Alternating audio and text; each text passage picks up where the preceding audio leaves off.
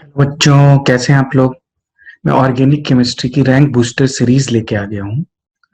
आज जो हम एक्चुअली में ये booster series rank booster series उन लोगों के लिए है जिन लोगों की सारी प्रिपरेशन कंप्लीट हो गई है और वो अपनी प्रिपरेशन को एक बूस्टर डोज देना चाहते हैं। ठीक है, ताकि उनकी प्रिपरेशन में जो थोड़ी बहुत खामियां हैं, जो क्वेश्चंस करने में उनको प्रॉब्लम हो रही है, वो खत्म हो जाए। ठीक है, तो आज मैं जो चैप्टर लेके आया हूँ वो है एल्कोहल्स, फिनॉल्स एंड ईथर्स। इसके हम जो क्वेश्चन सॉल्व करेंगे, एक्चुअली में हम एम्स के प्रीवियस ईयर क्वेश्चन सॉल्व करेंगे। ठीक है, तो ये वीडियो बहुत ही इंटरेस्टिंग होने वाला है और हम बहुत ही अच्छे अच्छे क्वेश्चन सॉल्व करने वाले हैं। और अगर आप इन वीडियोस को प्रॉपरली देखेंगे और समझेंगे तो आपके कॉन्सेप्ट्स और अच्छे हो जाएंगे और आपकी ऑब्वियसली रैंक भी क्या हो जाएगी, बूस्ट हो जाएगी। मेरा नाम है मुदित और हम आज का वीडियो शुरू करते हैं। ठीक है, चलो क्वेश्चंस देखो क्या है। देखो फर्स्ट क्वेश्चन क्या बोल रहा है। फर्स्ट क्वेश्चन बोल रहा है कि एसिटल्डिहाइड है, ये रिएक्ट कर रहा है ग्रिग्नार्ड रिएजेंट से in the presence of water, gives ए। फिर तुम्हें दिया है H2SO4 एंड हीट। तो बताओ H2SO4 एंड हीट क्या करता है, ऑब्वियसली डिहाइड्रेशन करता है।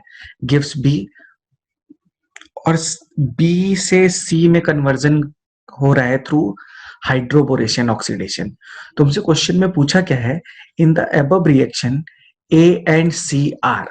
अब इस क्वेश्चन को मैं प्रॉपरली सॉल्व करके दिखाता हूं, वैसे देख के भी आंसर बताया जा सकता है। चलो देखो सॉल्यूशन देखो। सबसे पहले देखो, एसिटल्डिहाइड है, CH3 C double bond OH। इसकी रिएक्शन हम कर रहे हैं CH3MgBr से। अब मेरी बात ध्यान से सुनो, CH3 पे होगा डेल निगेटिव, तो ये है न्यूक्लियोफाइल, ये किस पे अटैक कर देगा, ऑब्वियस सी बात है, इस पे डेल पॉजिटिव, इस पे डेल निगेटिव। CH3 अटैक कर देगा इलेक्ट्रोफिलिक कार्बन पे और ये वाला बॉन्ड यहां से क्या हो जाएगा, ब्रेक हो जाएगा। तो ये क्या बन जाएगा, CH3CO माइनस Mg+Br CH3H। और इसके बाद जब मैं इसकी हाइड्रोलिसिस कर दूंगा, मतलब H3O+ से रिएक्शन कर दूंगा, तो ये बन जाएगा COH CH3 CH3H। तो ये है मेरा A। ठीक है, अब ध्यान से सुनो, इसका मुझे बोला है नेक्स्ट स्टेप में कि इसकी मैं रिएक्शन करा रहा हूं किससे, H+ हीट से। H2SO4 का मतलब क्या है, H+ हीट। तो H+ हीट जब भी प्रेजेंट होता है रिएक्शन में, तो हीट किसको प्रमोट करता है, हीट प्रमोट करता है एलिमिनेशन को। तो जैसे ही ये मुझे दिखेगा, मैं क्या करूंगा, यहाँ से वाटर को क्या करूंगा, रिमूव करूंगा। तो सबसे पहले यहाँ से वाटर रिमूव होता है, उसके बाद यहाँ पे फॉर्मेशन होता है। ध्यान से देखो, अगर सबसे पहले स्टेप में यहाँ पे एल्कीन का फॉर्मेशन होगा, तो ये बन जाएगा CH डबल बॉन्ड CH2। ठीक है, इसके बाद तुम्हारा दिया है हाइड्रोबोरेशन ऑक्सीडेशन, जिसको मैं HBO लिख रहा हूं। तो तुम्हें भी पता है कि हाइड्रोबोरेशन ऑक्सीडेशन क्या होता है, एंटी मार्कोनिकॉफ रूल को फॉलो करता है। और HBO से किसका फॉर्मेशन होता है, एल्कीन से एल्कोहल का फॉर्मेशन होता है। तो एंटी मार्कोनिकॉफ रूल फॉलो होगा, तो OH किस पोजीशन पे लगेगा, फर्स्ट पोजीशन पे। तो देखो इसका आंसर आएगा CH3 CH2 CH2 OH। ये है मेरा C। अब मुझे एक बात बताओ, ये भी एल्कोहल है, ये भी एल्कोहल है, इसकी नंबरिंग करो 1 2 3। इसकी नंबरिंग करो 1 2 3। तो ऑब्वियस सी बात है, ये देखो क्या है, ये प्रोपेन 2 ऑल है और ये क्या है, ये प्रोपेन 1 ऑल है। तो एक है प्रोपेन 2 ऑल और एक है प्रोपेन 1 ऑल। तो ये दोनों एक दूसरे के क्या हो जाएंगे, पोजिशनल आइसोमर्स। क्या हो जाएंगे, पोजिशनल आइसोमर्स। तो इसका आंसर है पोजिशनल आइसोमर्स। ये एम्स 2017 का क्वेश्चन था। ठीक है, क्वेश्चन 1 कंप्लीट हो गया। चलो क्वेश्चन 2 देखते हैं। चलो क्वेश्चन 2 देखो। देखो क्या बोल रहा है, an alcohol give Lucas test. पहली चीज, लुकास टेस्ट हम किस लिए यूज करते हैं, Lucas test is used for distinguishing 1 degree 2 degree and 3 degree alcohol. ठीक है, तुम्हें पता होगा कि लुकास रिएजेंट क्या होता है, लुकास रिएजेंट होता है ZnCl2 ZnCl2 plus HCl, ZnCl2 plus HCl। अब क्या होता है देखो, अभी आगे बताऊंगा। An alcohol give Lucas test in about 5 minutes. अच्छा, एक बात तुम्हें पता होगी कि जो 3 डिग्री एल्कोहल्स होते हैं वो ZnCl2HCl से रिएक्ट करके टर्बिड सॉल्यूशन बनाते हैं और इंस्टेंट टर्बिडिटी होती है। इस इंस्टेंट टर्बिडिटी मतलब जैसे ही रिएक्शन होगी तुरंत टर्बिडिटी मिल जाएगी। जो 2 डिग्री एल्कोहल होते हैं वो रिएक्शन या वो टर्बिडिटी देते हैं आफ्टर 5 मिनट्स, और जो 1 डिग्री एल्कोहल्स होते हैं वो टर्बिडिटी देते हैं आफ्टर 30 मिनट्स। तो एक चीज तो यहां से क्लियर हो गई है कि इन अबाउट 5 मिनट्स दिया है तो पक्का ये कौन सा एल्कोहल होगा? Alcohol must be 2 degree. When the alcohol was treated with hot concentrated H2SO4, it gave an alkene of molecular mass C4H8, okay, which on ozonolysis gives C2H4O. ठीक है, बात हमारे क्लियर हो गई। सबसे पहले हम क्या करते हैं, बैक ट्रेस करते हैं। तो देखो C2H4O बोल रहा है, C2H4O बोल रहा है, तो C2H4O का मतलब CH3 C double bond O H। अब इसमें मुझे पता नहीं है कि कितने मोल्स हैं, तो मैं मान लेता हूं कि इसके ऑब्वियसली 2 मोल्स होंगे। ठीक है, तो ये बन गया CH3। तो यहां से जब मैं वाटर रिमूव करूंगा तो मेरा क्या बन जाएगा, ये देखो, ये बन जाएगा CH3 CH double bond CH3। ये मेरा क्या है, ब्यूटूइन। यही क्या है मॉलिक्यूलर फॉर्मूला, C4H8। तो मैं यहां तक पहुंच गया। अब देखो अपने पास ये तो 3 डिग्री है ऑप्शन में, तो 3 डिग्री को हटा दो। ठीक है, एक ऑप्शन है सी, इसमें 2 डिग्री दिख रहा है, और एक ऑप्शन है ए, इसमें 2 डिग्री दिख रहा है। पर इसमें C4H8 तो बनेगा नहीं, इसमें C5 हो जाएगा, तो ये ऑप्शन भी गलत। ये 1 डिग्री है तो 1 डिग्री तो वैसे ही नहीं होगा, क्योंकि इसमें लिख दिया है कि इन अबाउट 5 मिनट्स। 5 मिनट्स में टेस्ट कौन देगा, 5 मिनट्स में टेस्ट देगा 2 डिग्री एल्कोहल। कौन देगा, 2 डिग्री एल्कोहल। अब ऑब्वियस सी बात है कि इसका एल्कोहल कौन सा होगा, सी होगा इसका ऑप्शन। क्यों, देखो, क्योंकि जब इसका मैं डिहाइड्रेशन करूंगा, जब मैं इसका डिहाइड्रेशन करूंगा, यहाँ पे लिखा है ना, was treated with concentrated H2SO4। Concentrated H2SO4 हम क्यों यूज करते हैं, हम करते हैं डिहाइड्रेशन के लिए। तो यहां से OH जाएगा और यहां से क्या जाएगा, H जाएगा। अब इसका मैकेनिज्म जो होता है उसमें कार्बोकेटाइन का फॉर्मेशन होता है, उसके बाद इधर से डीप्रोटोनेशन होता है, तो फॉर्मेशन होता है किसका। अब यहाँ मैकेनिज्म करने का टाइम है नहीं, मैं क्वेश्चन डिस्कस कर रहा हूँ। तो यहाँ पे डिहाइड्रेशन होगा, तो इसका आंसर होगा बेटा सी। ये देखो 2 डिग्री एल्कोहल है, और जब इसमें से वाटर निकालोगे तो ब्यूटूइन बनेगा, और जब उसकी ओजोनोलिसिस करोगे तो तुम्हें क्या मिल जाएगा। अब जैसे मान लो इसकी तुम ओजोनोलिसिस करोगे तो यहाँ से डबल बॉन्ड को ब्रेक कर देना, और जहां से डबल बॉन्ड ब्रेक करोगे दोनों को क्या दे देना, ये देखो, ये क्या बन जाएगा, C4 C2H4O C2H4O। तो ओजोनोलिसिस के थ्रू क्या बन जाएगा, ओजोनोलिसिस के थ्रू बन जाएगा C2H4O। तो इसका आंसर क्या हो गया, सी। तो इसी के साथ देखो ये क्वेश्चन आया था एम्स 2016 में, तो हमने 2 क्वेश्चन क्या कर लिए, इजिली कवर कर लिए। चलो थर्ड क्वेश्चन देखते हैं।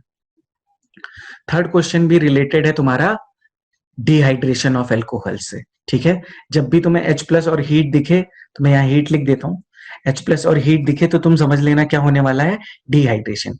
तो देखो सबसे पहले स्टेप में क्या होगा, इसको मैं करके दिखा देता हूँ सॉल्यूशन, इसका सॉल्यूशन में करके दिखा देता हूँ। सबसे पहले स्टेप में H प्लस इस पे अटैक करेगा, तो जिसको डिहाइड्रेशन नहीं आता है वो देख ले। सबसे पहले स्टेप में ये इस पे अटैक करेगा, क्योंकि ये न्यूक्लियोफाइल है और ये इलेक्ट्रोफाइल है। तो सबसे पहले स्टेप में ये बन जाएगा OH2 positive, this is good leaving group. तो ये यहाँ से क्या हो जाएगा, रिलीज हो जाएगा, और क्या बन जाएगा, बन जाएगा पॉजिटिव चार्ज। अब देखो मेरे पास 2 ऑप्शन है, यहाँ पे भी हाइड्रोजन है और ये CH3 यहाँ पे भी हाइड्रोजन है। तो यहाँ से मैं टोटल 3 प्रोडक्ट बना सकता हूँ। कौन कौन से, देखो, एक तो मैं बना सकता हूँ सिस 2 ब्यूटीन, या सिस 2 ब्यूटीन बन गया। प्लस में क्या बना सकता हूँ, ट्रांस 2 ब्यूटीन बना सकता हूँ। प्लस में क्या बना सकता हूँ, प्लस में बना सकता हूँ, मेजर प्रोडक्ट क्या होगा मेरा, ये दोनों मेरे मेजर प्रोडक्ट होंगे और ये मेरा माइनर प्रोडक्ट होगा। और जब इसकी रिएक्शन तुम Br2CCl4 से करोगे तो ऑब्वियस सी बात है कि सिस पर जब एंटी एडिशन होता है तो किसका फॉर्मेशन होता है, मैं लिख दे रहा हूं, cis plus anti gives DL mixture, क्या देता है? DL mixture. और ट्रांसपेरेंटली एडिशन होता है तो किसका फॉर्मेशन होता है? ट्रांसपेरेंटली एडिशन होता है तो किसका फॉर्मेशन होता है? मीजो कंपाउंड का फॉर्मेशन होता है। तो ये चीजें आपको आनी चाहिए, ठीक है। सिस पर एंटी एडिशन होता है, तो अब ये सिस पर है, सिस पर एंटी एडिशन होगा। एंटी एडिशन किसका होता है बेटा? Br2CCl4 का। नॉन क्लासिकल कार्बोकेटाइन मैकेनिज्म से इलेक्ट्रोफिलिक एडिशन रिएक्शन होती है, तो यहाँ पे क्या बनेगा? डीएल मिक्सचर, तो दो प्रोडक्ट बन गए। इसी तरह यहाँ पे मीजो होगा और एक प्रोडक्ट देखो यहाँ पे बनेगा, यहाँ पे दो बी आर अटैच होंगे, तो यहाँ पे भी क्या होगा? ये पूरा एक ग्रुप होगा और यहाँ पे एक पूरा ग्रुप होगा, तो यहाँ पे भी दो प्रोडक्ट बनेंगे, तो टोटल कितने प्रोडक्ट बन जाएंगे? 5। तो अभी एक्स के यहाँ पे पूछा है how many structure of S x is possible, तो बेटा कितने एक्स के पॉसिबल हैं? पॉसिबल है 1, 2 एंड 3। तो इसका आंसर कितना हो जाएगा? डी का आंसर हो जाएगा 3। चलो नेक्स्ट क्वेश्चन करते हैं, फोर्थ क्वेश्चन। देखो तुम्हें क्या दे रखा है, ये भी क्वेश्चन किससे है? अब मैं लिख ही दे रहा हूं। कभी भी तुम्हें H प्लस हीट दिखे तो इसका मतलब है acid catalysed dehydration. Acid catalysed dehydration. Dehydration में किसका रिमूवल होता है? डिहाइड्रेशन में वाटर का रिमूवल होता है। मैकेनिज्म में क्या इंटरमीडिएट बनता है? मैकेनिज्म में इंटरमीडिएट बनता है कार्बोकेटाइन। अगर कार्बोकेटाइन बन रहा है तो हमें क्या चीज याद रखनी है कि कार्बोकेटाइन का रीअरेंजमेंट पॉसिबल होता है। अब देखो इसका सॉल्यूशन मैं देता हूं, ये भी अच्छा क्वेश्चन है। इसका सॉल्यूशन देखो, सबसे पहले क्या होगा? यहां से वाटर रिमूव होगा, कार्बोकेटाइन का फॉर्मेशन होगा। तो सबसे पहले स्टेप में CH3 CH2 CH3 CH3 CH positive और CH3। इसके बाद अगर आंसर में देखो तो यहाँ पे क्या पॉसिबल है? इसके बाद यहाँ पे हम कर देंगे 1,2 मिथाइल शिफ्ट। इसमें हम क्या कर देंगे? 1,2 मिथाइल शिफ्ट। 1,2 मिथाइल शिफ्ट से क्या फायदा होगा? अभी देखो यहाँ पे अल्फा एच का नंबर कितना है? यहाँ पे अल्फा एच का नंबर है 3। अगर ये वाला CH3 ग्रुप यहां शिफ्ट हो जाए तो फिर हम देखते हैं कि क्या होता है। देखो CH3 CH2 CCH3 positive charge CH3 CH3। अब मेरी बात ध्यान से सुनो, यहाँ पे देखो नंबर ऑफ अल्फा एच क्या हो गए हैं? इंक्रीज हो गए हैं। कैसे? 2, 3 और 1। यहाँ पे अल्फा एच कितने हैं? 6। इसका मतलब कार्बोकेटाइन की स्टेबिलिटी क्या हो गई है? इंक्रीज हो गई है। मुझसे मेजर प्रोडक्ट पूछा है तो जो मोर सब्सटीट्यूटेड प्रोडक्ट होगा उसी को हम बोलते हैं सेट्स ऑफ प्रोडक्ट, और वही मेरा क्या होता है? Major product. तो यहाँ से हाइड्रोजन रिमूव हो जाएगा और यहाँ पे डबल बॉन्ड बन जाएगा। तो जो मेरा आंसर आएगा वो आएगा CH3 CH2 CCH3 double bond CCH3 CH3। अब ऑप्शन से मैच करा लो। मेरे ख्याल से ऑप्शन है डी। फोर्थ का आंसर है डी। फोर्थ का आंसर है डी। मैच कर लो। Obviously CH3 CH2 CCH3 double bond CCH3 CCH3। तो आई होप तुम लोग को ये चीजें समझ में आ रही होंगी। मैं अपनी ओर से पूरा ट्राई कर रहा हूँ कि आप लोगों को चीजें समझ में आए, और थोड़ा बहुत मैकेनिज्म में भी मैं बीच बीच में बता दे रहा हूँ। 1,2 मिथाइल शिफ्ट के थ्रू मैंने क्या किया है? 1,2 मिथाइल शिफ्ट के थ्रू मैंने कार्बोकेटाइन रीअरेंजमेंट किया है। क्या किया है? Carbocation rearrangement. कार्बोकेटाइन का रीअरेंजमेंट कब करते हैं? कार्बोकेटाइन का रीअरेंजमेंट तब करते हैं जब कार्बोकेटाइन की स्टेबिलिटी क्या होती है? रीअरेंजमेंट के बाद इंक्रीज होती है। ठीक है, चलो नेक्स्ट क्वेश्चन देखते हैं, क्वेश्चन नंबर 5। देखो क्या बोल रहा है क्वेश्चन नंबर 5 में, in Williamson's ether synthesis ethoxy ethane is prepared by. तो पहली चीज जो तुम्हें समझना है वो समझना है Williamson's ether synthesis. Williamson's easy method है, विलियमसन्स ईथर सिंथेसिस। अब बताओ विलियमसन ईथर सिंथेसिस क्या होता है? Williamson's ether synthesis is laboratory method for the preparation of symmetrical as well as unsymmetrical ethers। कैसे होता है फॉर्मेशन? देखो एल्काइल हैलाइड की रिएक्शन हम करते हैं एल्कोक्साइड से, तो SN2 मैकेनिज्म के थ्रू ये वाला बॉन्ड इस पे अटैक करेगा, मतलब ये न्यूक्लियोफाइल की तरह इस पे अटैक करेगा और ये लिविंग ग्रुप के फॉर्म में यहां से क्या हो जाएगा? रिलीज हो जाएगा। तो ये बन जाएगा ROR प्लस NaX। तो यहाँ समझने वाली चीज ये है कि ये SN2 रिएक्शन है, ये कौन सी रिएक्शन है? SN2 रिएक्शन है। और SN2 के लिए फेवरेबल कंडीशन होती है कि जो मेरा एल्काइल हैलाइड है उसमें स्टेरिक हिंड्रेंस मिनिमम होनी चाहिए। तो मुझे यहाँ क्या लेना पड़ेगा? एल्काइल हैलाइड 1 डिग्री लेना पड़ेगा। ठीक है, अगर मैं 1 डिग्री नहीं लूंगा तो क्या होने लगेगा? तो एलिमिनेशन प्रमोट होने लगेगा। अगर मैं 3 डिग्री ले लूं और यहाँ पे स्ट्रॉन्ग बेस ले लूं तो किसका फॉर्मेशन होने लगेगा? एल्कीन का फॉर्मेशन होने लगेगा। तो अब मेरी बात ध्यान से सुनो, अगर मुझे मान लो बनाना है क्या? इथॉक्सी इथेन, तो मैं किसकी रिएक्शन करूंगा? C2H5Br की रिएक्शन करूंगा। किससे? सोडियम इथॉक्साइड आयन से। तो जैसे C2H5O माइनस Na+, तो ये इस पे अटैक करेगा और ये वाला बॉन्ड यहां से क्या हो जाएगा? ब्रेक हो जाएगा। तो ये बन जाएगा C2H5O C2H5। और इसकी लिमिटेशन मैंने तुम्हें बता दी क्या होती है कि अगर तुमने, अच्छा लिमिटेशंस का मैं अभी बता देता हूं, इसी को आगे बता दूंगा। तो अभी के लिए आंसर क्या है इसका? Heating sodium ethoxide with ethyl bromide. तो ये 2014 का क्वेश्चन है और इसका आंसर है ए। देखो मैं इजीली तुम्हें समझाता चल रहा हूँ और बीच बीच में तुम्हें जो कॉन्सेप्ट है वो भी बताता चल रहा हूँ। ठीक है, चलो नेक्स्ट क्वेश्चन देखते हैं। The strongest acid among the following is. अच्छा, एक चीज तुम्हें जो याद रखनी है इस क्वेश्चन में कि जो एसिडिक स्ट्रेंथ होता है, जो एसिडिक स्ट्रेंथ होता है that is directly proportional to electron withdrawing group, that is directly proportional to electron withdrawing group like -m, -h, -i, and inversely proportional to electron donating group, inversely proportional to electron donating group like +m, +h, +i। अब question को देखो, strongest पूछा है। Strongest कब होगा? जब कोई ऐसा ग्रुप हो जो मेरी इलेक्ट्रॉन डेंसिटी जो है उसको अपनी ओर क्या करे? पुल करे। तो अब ध्यान से देखो, NO2 ग्रुप जब मेटा पे प्रेजेंट होगा तो इसका कौन सा इफेक्ट प्रोमिनेंट होगा? इसका केवल एक ही इफेक्ट होगा जिसको हम बोलते हैं -i। और -i इफेक्ट की वजह से ये इलेक्ट्रॉन को अपनी ओर क्या करेगा? पुल करेगा। जब ये इलेक्ट्रॉन को अपनी ओर पुल करेगा तो ऑक्सीजन जो है वो इलेक्ट्रॉन डेफिशिएंट हो जाएगा। तो वो अपनी इलेक्ट्रॉन डेफिशिएंसी को डिमिनिश करने के लिए हाइड्रोजन से इलेक्ट्रॉन को अपनी ओर पुल करेगा। तो ऑब्वियसली ये जो OH बॉन्ड है इसका आयनाइजेशन क्या हो जाएगा? बहुत इजी हो जाएगा। तो पहला केस ये देख लो। दूसरा केस देखो, दूसरा केस देखो, अगर OCH3 group, sorry methoxy group है, सॉरी नाइट्रो नहीं है, सॉरी 1 मिनट, ये OCH3 ग्रुप है। ठीक है, ये OCH3 ग्रुप है तो इसका कौन सा इफेक्ट होगा? -i। ठीक है, OH ऑर्थो पे अगर OCH3 ग्रुप होगा तो तुम ध्यान से देखो, ये वाला बॉन्ड इधर शिफ्ट होगा, ये वाला बॉन्ड इधर शिफ्ट होगा।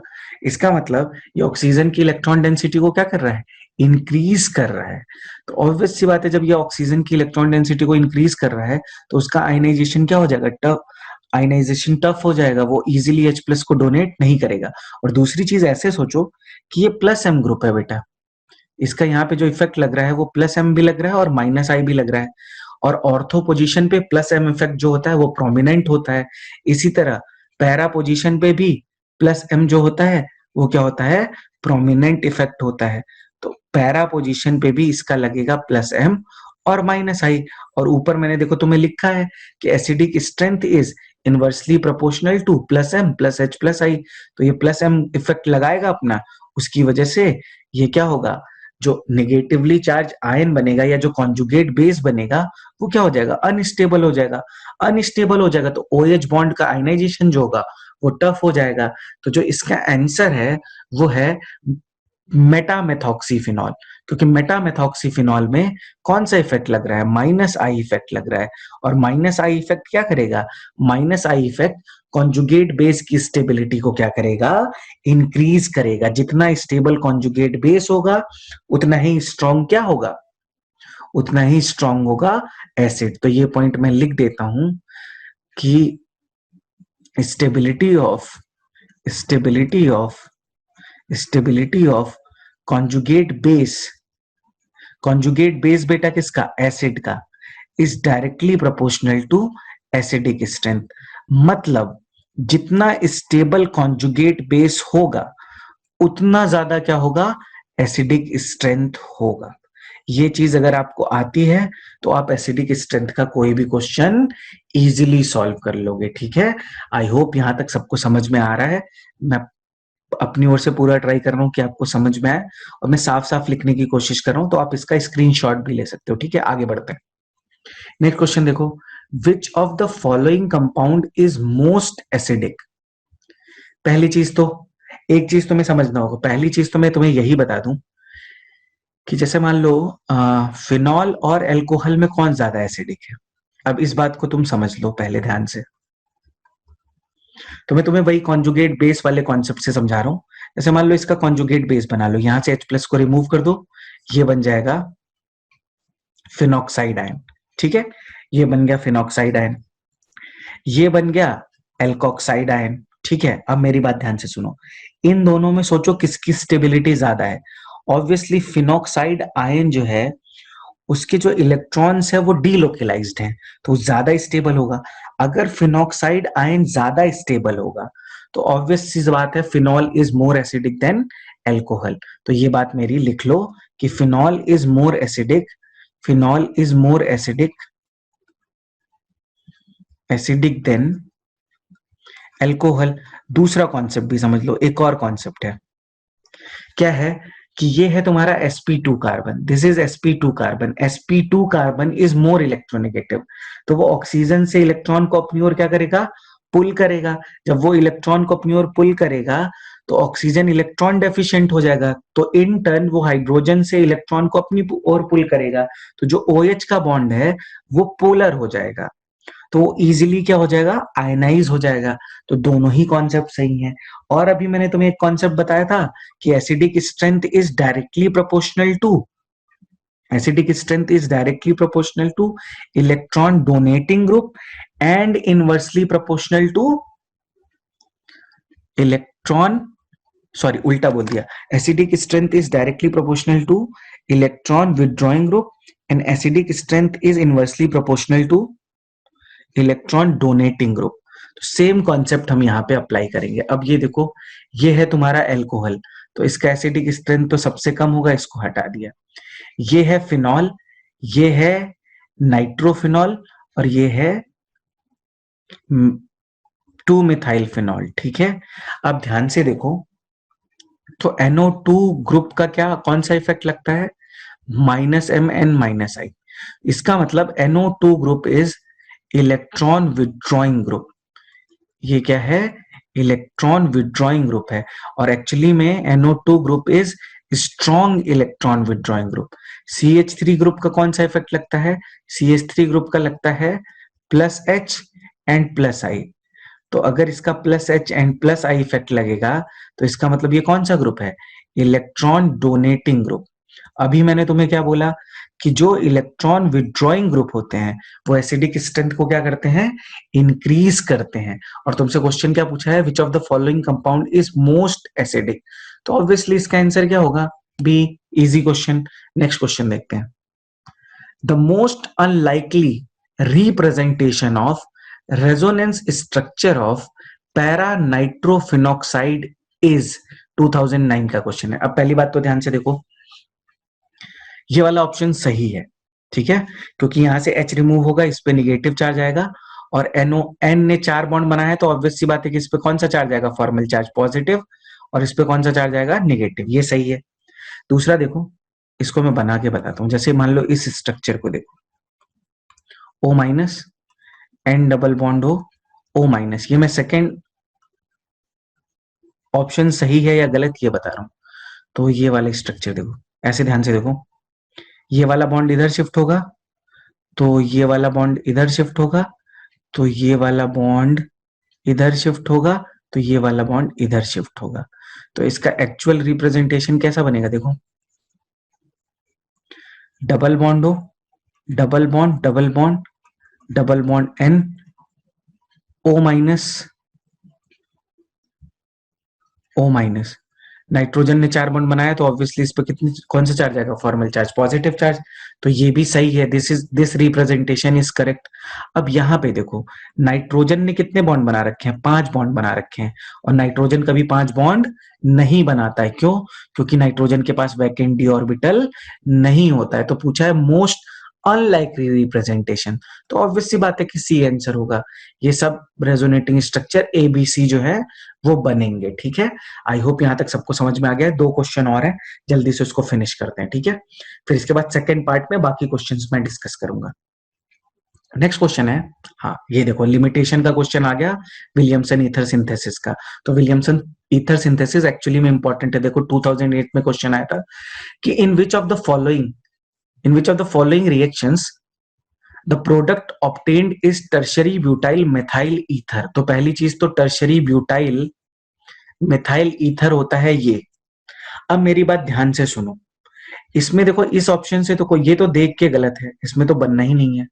इस ऑप्शन को देखो, इस ऑप्शन और इस ऑप्शन में कंफ्यूजन हो सकती है।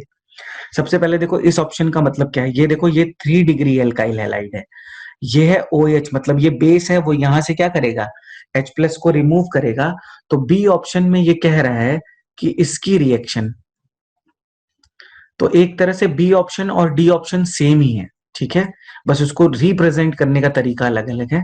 इसकी रिएक्शन करा रहा है CH3OH, OH minus Na plus. तो एक बात बताओ, OH माइनस इस बेस, तो वो सबसे पहले किस पे, H पे अटैक करेगा और इसका फॉर्मेशन हो जाएगा CH3O minus Na plus. This is strong base, this is strong base. 3 degree alkyl halide in the presence of strong base gives alkene. तो क्या होगा, सबसे पहले देखो क्या होगा, मैं तुम्हें करके बता देता हूं कि CH3O माइनस इस पे अटैक करेगा, ये वाला बॉन्ड इधर शिफ्ट होगा और Br यहां से क्या हो जाएगा, रिलीज हो जाएगा। तो ये बन जाएगा CH2 double bond C, CH3 CH3। तो इसमें फॉर्मेशन हो गया किसका, एल्कीन का। तो ये तो ऑप्शन गलत हो गया, ये ऑप्शन सही है। अब ये ऑप्शन क्यों सही है, पहले मैं इसको रब कर रहा हूं, तुम लोग यहां तक स्क्रीनशॉट ले लो। ठीक है, अब ये ऑप्शन देखो क्यों सही है। मैंने क्या बोला था कि Williamson ether synthesis is SN2 reaction. SN2 reaction is favourable when alkyl halide is 1 degree, when alkyl halide is 1 degree, क्योंकि उसमें स्टेरिक हिंड्रेंस क्या होती है, सबसे कम होती है 1 डिग्री में। तो यहाँ पे देखो ये है CH3Br, तो ये 1 डिग्री एल्काइल हैलाइड हो गया। इसकी रिएक्शन जब मैं करूंगा, देखो टर्शरी ब्यूटॉक्साइड आयन है, टर्शरी ब्यूटॉक्साइड आयन, तो ये न्यूक्लियोफाइल है, ये इस पे अटैक करेगा और ये यहां से क्या हो जाएगा, रिप्लेस हो जाएगा। तो ये क्या बन गया, देखो यही मुझे चाहिए था, टर्शरी ब्यूटाइल मिथाइल ईथर। तो कॉन्सेप्ट अभी भी वही है, यही लिमिटेशन है विलियमसन ईथर सिंथेसिस की, कि अगर तुम टर्शरी एल्काइल हैलाइड लोगे और उसकी रिएक्शन स्ट्रॉन्ग बेस से कराओगे तो ईथर का फॉर्मेशन नहीं होगा, एल्कीन का फॉर्मेशन होगा। इसीलिए जब भी तुम प्रिपरेशन को कंडक्ट करा रहे हो तो तुम्हें एक चीज ध्यान रखनी है कि हमेशा एल्काइल हैलाइड जो लेना है वो प्राइमरी लेना है। तो इसका आंसर है सी। अब ऑप्शन, ये वाला ऑप्शन देखो, ये वही तो है, बी की तरह ऑप्शन है, ये स्ट्रॉन्ग बेस है, ये हाइड्रोजन पे अटैक करेगा, हाइड्रोजन का डबल बॉन्ड शिफ्ट होगा, Br यहां से रिलीज हो जाएगा, तो ये बन जाएगा C double bond CH2 CH3 CH3, तो एल्कीन का फॉर्मेशन हो जाएगा। ठीक है, इसलिए ये दोनों ऑप्शन ये सारे ही गलत हैं, सी ऑप्शन सही है। तो मैं सबका तुम्हें सॉल्व करके दिखा दे रहा हूं। लास्ट क्वेश्चन करते हैं इस वीडियो का, इसके बाद हम पार्ट 2 में मिलेंगे। क्वेश्चन 10 ये आया था 2007 में। The major product of the following reaction is, और एक्चुअली में ये क्वेश्चन अच्छा है। अब देखो H2SO4 दिया है, एक बात तो क्लियर है, प्रोटोनेशन होगा और वाटर रिमूव होगा। पर तुम्हें एक चीज सोचनी है कि यहाँ पे 2 OH ग्रुप हैं, एक ये फर्स्ट और एक ये सेकेंड। अब तुम्हें ये सोचना होगा कि मैं वाटर कहां से रिमूव करूं। अब मेरी बात बहुत ध्यान से सुनना, हमेशा लीविंग ग्रुप को हम वहां से रिमूव करेंगे जहां पे स्टेबल कार्बोकेटायन का फॉर्मेशन हो। और अगर तुम ध्यान से देखो, इसको मैं अगर रिलीज करूं एज अ वाटर, मतलब H प्लस पहले इस पे अटैक करे, ये बने OH2 प्लस और यहां से वाटर रिलीज हो, तो क्या होगा, यहां पे आएगा कार्बोकेटाइन, और अगर यहां से रिलीज होगा तो यहां आएगा कार्बोकेटाइन। तो अगर, एक मिनट मैं इसको थोड़ा सा सही कर दूं। आई होप मेरी बात सबको समझ में आ रही होगी। अगर किसी को प्रॉब्लम हो रही है तो कमेंट सेक्शन में बता दे, मैं और डिटेल में भी पढ़ा सकता हूँ, पर वही है कि वीडियो बहुत लंबा बनेगा, तो इसीलिए मैं बहुत डिटेल में नहीं पढ़ा रहा हूँ। मैं केवल उनके लिए पढ़ा रहा हूँ जिन्होंने एक्चुअली में पढ़ाई की है, ताकि उन्हें समझ में आ जाए। ठीक है, ये देखो, तो दो पोजीशन है, मैं तुम्हें जब सॉल्व करके दिखाता हूँ कि एक्चुअली में होगा क्या। देखो, सबसे पहले क्या होगा, CH3, एक बार क्वेश्चन देख लेता हूँ। ठीक है, ठीक है, ठीक है। CH3, CCH3, OH, CH2OH। तो सबसे पहले देखो, तुम H प्लस का अटैक वहां कराओ जहां पे स्टेबल कार्बोकेटाइन बने। तो ये इस पे अटैक करेगा, क्योंकि यहाँ पे स्टेबल कार्बोकेटाइन बनेगा, तो ये बन जाएगा CH3C, CH3OHH पॉजिटिव। अच्छा, हम OH को डायरेक्टली क्यों नहीं रिमूव कर सकते हैं? क्योंकि OH minus is strong base, और strong bases are bad leaving group, weak bases are good leaving group. ये यहां से किसके फॉर्म में रिलीज हो जाएगा? वाटर के फॉर्म में। और इस पे क्या आ जाएगा? CH3C, CH3 positive charge, CH2OH। मैंने तुम्हें बताया था कार्बोकेटाइन रीअरेंजमेंट होता है, यहाँ पे होगा 1,2 हाइड्राइड शिफ्ट। अगर मैं इसको 1 लिखूं और इसको 2 लिखूं और इसको थोड़ा सा अच्छे से लिख दूं, मान लो इसको मैं ऐसे लिखूं CHH, तो ये हाइड्रोजन इधर शिफ्ट हो जाएगा, तो ये बन जाएगा 1,2 हाइड्राइड शिफ्ट, कार्बोकेटाइन रीअरेंजमेंट होगा। क्यों होगा उसका रीजन अभी मैं बताता हूँ। 1,2 हाइड्राइड शिफ्ट, जब 1,2 हाइड्राइड शिफ्ट होगा तो ये बन जाएगा CH3, CCH3, H, CH positive, CH positive, OH। अब तुम ध्यान से देखो, यहाँ पे प्लस M लग रहा है, और प्लस M की स्टेबिलिटी ज्यादा होती है। अब बस यहीं से मेरा प्रोडक्ट बन जाएगा। ये वाला जो डबल बॉन्ड है वो इधर शिफ्ट होगा, तो ये बन जाएगा CH3C, CH3CH double bond OH positive. ठीक है, ऑब्वियस सी बात है, O पे पॉजिटिव चार्ज इज अनस्टेबल, तो ये वाला बॉन्ड इधर शिफ्ट हो जाएगा, ये बन जाएगा CH3C, CH3 double bond O। अच्छा, H तो यहां से शिफ्ट हो गया था ना, 1 मिनट, 1 मिनट, एक छोटी सी गलती हो गई है मुझसे, मैंने लिखते समय ध्यान नहीं दिया यहाँ पे, इसको मैं थोड़ा सा सही कर लेता हूँ। ठीक है, ये CH के बाद है ये CH पॉजिटिव OH, तो यहाँ पे क्या हो जाएगा, यहाँ पे शिफ्ट हो जाएगा। ठीक है, और यहाँ पे भी छोटी सी मैंने एक CH लिखना भूल गया हूँ। नहीं, ये तो ठीक था ना मेरे ख्याल से। ये सही था। तो ये वाला बॉन्ड इधर शिफ्ट होगा, तो ये बन जाएगा CH3CH, C double bond OH। अब इसको ध्यान से देखो, इसको हम बोल सकते हैं आइसोब्यूटाइल ग्रुप। आइसो है ना, तो ये हो जाएगा आइसोब्यूटेरल्डिहाइड। तो इसका आंसर होगा डी। आई होप मेरी बात यहां तक सबको समझ में आ गई है। देखो, मैं ये रैंक बूस्टर सीरीज इसलिए बना रहा हूं क्योंकि देखो, आपको क्वेश्चन सॉल्व करने से दो चीजें पता चलती हैं कि किसी पर्टिकुलर एग्जाम में जो हमारे क्वेश्चंस हैं उनका लेवल क्या है, और एक्चुअली में जो पेपर सेटर है वो आपसे क्या पूछना चाहता है। ठीक है, इसलिए मैं जो है एम्स के प्रीवियस ईयर के क्वेश्चन जो है वो सॉल्व करवा रहा हूं। उससे एक फायदा और है, एक फायदा ये है कि आपको पूरी कंप्लीट बुक के थ्रू रिवीजन नहीं करना पड़ेगा। यहाँ पे हम क्वेश्चंस के थ्रू ही क्या कर लेंगे, अपना रिवीजन कंप्लीट कर लेंगे। तो आज का वीडियो मैं यहीं पे फिनिश करता हूं। नेक्स्ट पार्ट में हम मिलेंगे with some more questions of previous year questions. मैं स्टॉप करता हूं आज का video. Thank you so much.